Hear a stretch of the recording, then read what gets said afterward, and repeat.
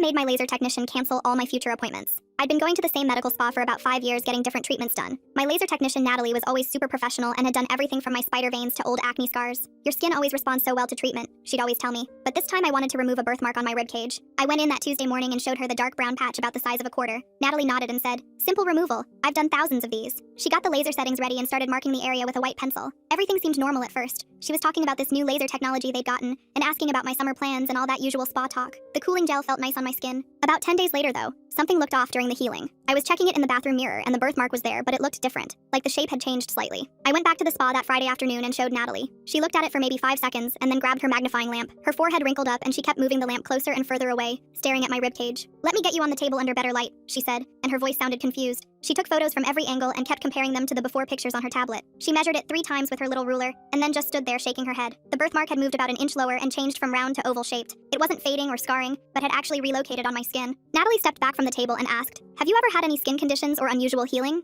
I told her never. All my other laser treatments healed perfectly normal. The birthmark was the exact same color and texture, just in a different spot with a different shape. She called over the medical director, Dr. Foster, who'd been doing laser work for 20 years. Dr. Foster looked at it and immediately said, "I need to know if you've had any reactions to laser before." I told her no. Perfect healing every time. She started asking weird questions about whether I'd been exposed to radiation or if anyone in my family had skin abnormalities. The thing was, I'd had this birthmark since birth. My mom had photos of it from when I was a baby. Same exact birthmark, just somehow it had shifted position. Natalie kept taking measurements and comparing photos. She said in all her years and thousands of removals, she'd never seen pigmentation migrate across skin like this. It looked exactly like my original birthmark, just transported to a new location. Natalie was really puzzled and said, "Look, maybe we didn't get all the melanin cells. Let's target the new location with a stronger setting." I figured why not? Maybe some cells had somehow survived and moved. She increased the laser intensity this time and really focused on the new spot. The whole staff was curious now. Other technicians kept peeking in between their clients because everyone wanted to see this weird thing happening with my skin. Someone suggested maybe it was the type of birthmark, but Natalie pulled up my file and showed it was a standard cafe au lait mark. Nothing unusual. 2 weeks later, I came back for the follow-up. The birthmark had moved again, this time up near my ribs and had formed a crescent shape. You could see it clear as day, same dark brown, just completely different location and form. Natalie just stood there staring at it. "This is medically impossible," she kept saying. Then Dr. Foster suggested, "Let's map the entire area and treat a wider field, catch any migrating cells."